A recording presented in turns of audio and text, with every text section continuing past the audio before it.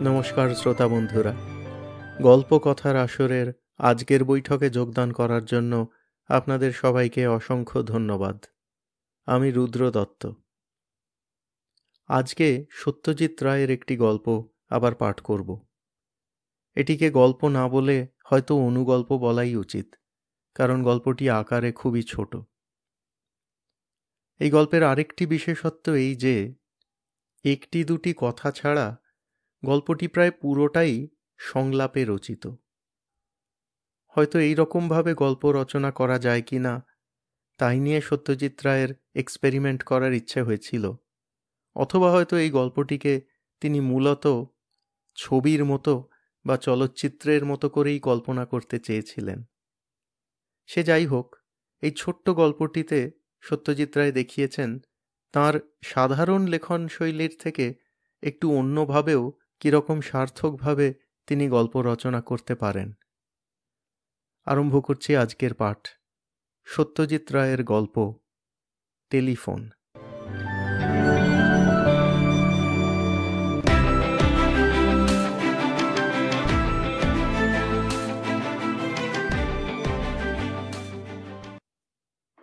ক্রিং ক্রিং ক্রিং ক্রিং ক্রিং ক্রিং। বীরেশবাবু বিরক্ত হয়ে খাটের পাশের টেবিলের ওপর রাখা টেলিফোনটার দিকে দেখলেন। টেলিফোনের পাশেই ঘড়ি, তাতে 12টা বাজে, রাত 12টা। বীরেশবাবু সবে হাতের বইটা বন্ধ করে ঘরের বাতিটা নেভাতে যাচ্ছিলেন, এদিকে টেলিফোনটা বেজেই চলেছে। বীরেশবাবু রিসিভারটা তুলে নিলেন। হ্যালো, 465176। ইয়েস, বীরেশবাবু আছেন? বীরেশচন্দ্র নিয়োগী কথা বলছি। ও, নমস্কার। নমস্কার। এত রাত্রে ফোন করছি বলে কিছু মনে করবেন না। ঠিক আছে, কি ব্যাপার? আপনার সঙ্গে কয়েকটা কথা ছিল। আপনি কে বলছেন জানতে পারি কি? আমার নাম গণপতি সোম। বীরেশবাবুর বিরক্তিটা আবার মাথা চাড়া দিয়ে উঠল। বললেন, কিন্তু এখন তো কথা বলার সময় হবে না, আমি শুতে যাচ্ছিলাম। আর তাছাড়া আপনাকে তো চিনিও না। আমি কিন্তু আপনাকে চিনি। আপনার পেশা ডাক্তারি। 3 মাস হলো এই বাড়িতে এসেছেন। আগের বাড়িতে আগুন লেগে প্রচুর ক্ষতি হয়, তাই আপনাকে এখানে উঠে আসতে হয়। আপনার স্ত্রী গত হয়েছেন আজ 11 বছর হলো। আপনার বয়স 55। আপনার একটি ছেলে আছে, ইঞ্জিনিয়ার। সে ভূপালে থাকে। কেমন ঠিক বলিনি? বীরেশবাবু যার পর নাই বিস্মিত হলেন। বললেন, আপনি এত কথা জানলেন কি করে? ধরে নিন এটা আমার একটা বিশেষ ক্ষমতা। এখন বলুন, আপনি আমার কথাগুলো শুনতে চান কি না? বেশি সময় লাগবে না তো? না, অবশ্যই কথার পর যদি কথোপকথন চলে তাহলে কিছুটা সময় লাগতে পারে। ঠিক আছে, বলুন। আজ থেকে 7 বছর আগের কথা বলছি। আমার পেশা ছিল ওকালতি। আপনি সেই সময় মুক্তারামবাবু স্ট্রিটে থাকতেন, তাই নয় কি? ঠিকই বলেছেন। আপনার ছেলের নাম অরূপ? হ্যাঁ। সে তখন সিটি কলেজে পড়ত? হ্যাঁ। এটাও আপনি জানেন কি না দেখুন, আপনার ছেলের একটি বন্ধু ছিল, নাম শ্রীপতি। তা হতে পারে। ছেলের বন্ধুদের খবর আমি সবসময় রাখতাম না। এই শ্রীপতি ছিল আমার মেজ ছেলে। খুব ভালো ছেলে ছিল, যেমন পড়াশোনায় তেমনই স্বভাব চরিত্রে। তার বন্ধুদের মধ্যে সবচেয়ে অন্তরঙ্গ ছিল আপনার ছেলে অরূপ।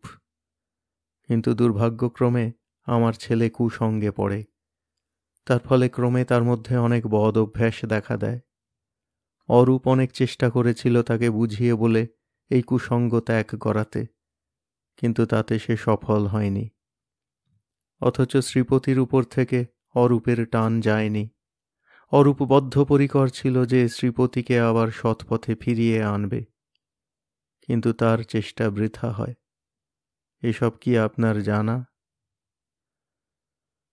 অরূপের এই বন্ধুকে আমি দেখেছি, কিন্তু সে যে কুসঙ্গে পড়েছিল সেটা জানতাম না। এবার একটা দুর্ঘটনার কথা বলি। আমার ছেলেকে জুয়ার নেশায় ধরে। সে রেসের মাঠে যেতে শুরু করে। তার ফলে তার অনেক হার হয় এবং বিস্তর দেনা হয়ে যায়। তখন সে অরূপের কাছে হাত পাতে, বলে তাকে উদ্ধার না করলে আত্মহত্যা ছাড়া তার আর গতি নেই। অরূপ তাকে সাহায্য করে কিভাবে সেটা আপনি জানেন কি? এখন বুঝতে পারছি। কি বুঝছেন? আমার বাড়িতে সিন্ধুকে একটা অতি মূল্যবান জিনিস ছিল। এটা আমার ঠাকুরদার সম্পত্তি, একটা হীরের আংটি। হ্যাঁ, আপনার ঠাকুরদাদা ছিলেন চণ্ডীপুর স্টেটের রাজার গৃহচিকিৎসক। রাজাকে একবার দুরারোগ্য ব্যাধির হাত থেকে বাঁচিয়েছিলেন বলে রাজা খুশি হয়ে তাঁকে এই আংটিটি দেন। ঠিক বলিনি? ঠিক। এই আংটিটি সিন্দুক থেকে বার করে আপনার ছেলে আমার ছেলেকে দিয়ে দেয়। আশ্চর্য ব্যাপার। আমরা এই আংটি অন্তর্ধান রহস্যের কোনো কিনারা করতে পারিনি, পুলিশও পারেনি। পারবে কি করে? আপনার ছেলে এত ভালো, তাকে আপনারা সন্দেহ করবেন কি করে? তা তো বটেই। সেই আংটি কিন্তু আমার ছেলের কাছেই থেকে যায়। আংটিটা তার এত ভালো লাগে যে সেটা সে হাতছাড়া করতে চায় না। শেষটায় আমি ছেলের অবস্থা জানতে পেরে মহাজনের কাছ থেকে টাকা নিয়ে তার দেনা শোধের ব্যবস্থা করি। সেই আংটি কি এখনো আপনার ছেলের কাছেই আছে? হ্যাঁ, কিন্তু সেটা সে আপনাকে ফেরত দিতে চায়। তার আংটির শখ মিটে গেছে। আংটি ফেরত দিয়ে সে কলঙ্কের হাত থেকে রেহাই পেতে চায়। তাছাড়া আপনার ছেলের মনেও একটা গ্লানি রয়েছে, সেটাও দূর করা দরকার। আপনার ছেলে কি আমার সঙ্গে দেখা করতে চায়? হ্যাঁ, এবং এখনই। সে রওনা হয়ে গেছে। এতক্ষণে সে প্রায় আপনার বাড়ি পৌঁছে গেছে। তার নাম যেন কি বললেন? শ্রীপতি।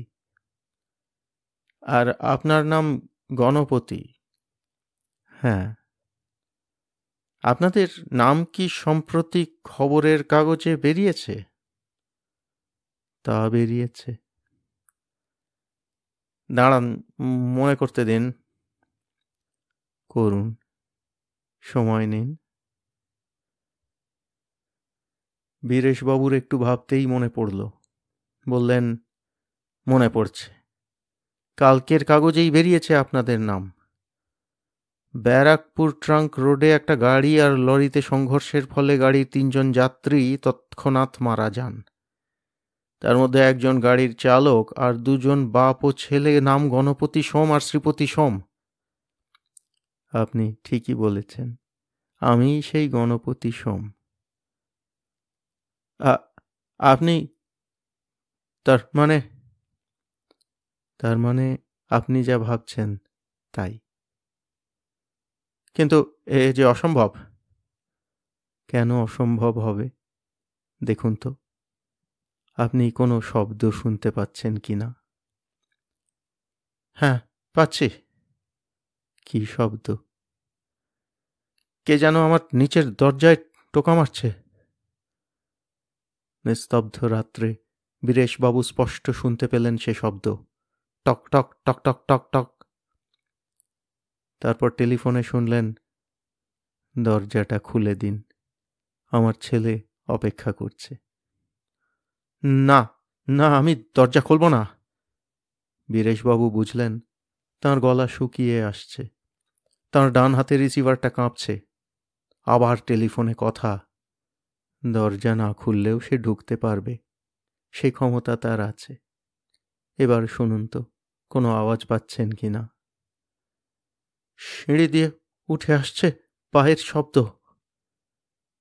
আপনি কোনো চিন্তা করবেন না বীরেশবাবু, সে আপনাকে বিরক্ত করবে না। শুধু আপনার পাশের ঘরে গিয়ে টেবিলের উপর রেখে আসবে আংটিটা। চরম আতঙ্কে বীরেশবাবু বললেন, না না, আপনি আপনার ছেলেকে ডেকে নিন, ডেকে নিন। তার তো উপায় নেই বীরেশবাবু, সে আপনার দোতলায় পৌঁছে গেছে। বীরেশবাবু স্পষ্ট শুনলেন পাশের ঘরে পায়ের শব্দ। শব্দটা এক মুহূর্তের জন্য থামল, তারপর আবার শোনা গেল। এবার সিঁড়ি দিয়ে নেমে যাওয়ার শব্দ। টেলিফোনে কথা এলো, এবারে আপনি নিশ্চিন্ত। আপনি টেলিফোন রেখে পাশের ঘরে গিয়ে দেখুন। আমি আসি। আপনার সঙ্গে আলাপ করে ভালো লাগলো। Good night. বীরেশবাবু রিসিভারটা রেখে দিলেন। তাঁর কপাল এই পৌষ মাসেও ঘর মাখত। কিছুক্ষণ বিছানায় চুপ করে বসে থেকে তিনি উঠলেন। অতি সন্তর্পণে এগিয়ে গিয়ে পাশের ঘরের ভেজানো দরজাটা খুলে ঘরে ঢুকে বাতিটা জ্বালালেন। হ্যাঁ, সত্যিই পড়ে আছে টেবিলের উপর। এই অল্প আলোতেও ঝলমল করছে তার দ্যুতি। 7 বছর পরে ফিরে পাওয়া তাঁর ঠাকুর দাদার হীরের আংটি।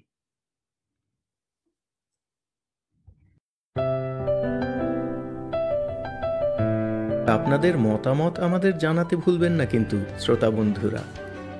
আমাদের ওয়েবসাইট golpokothar.asor.org, GOLPOKOTHARASOR.org।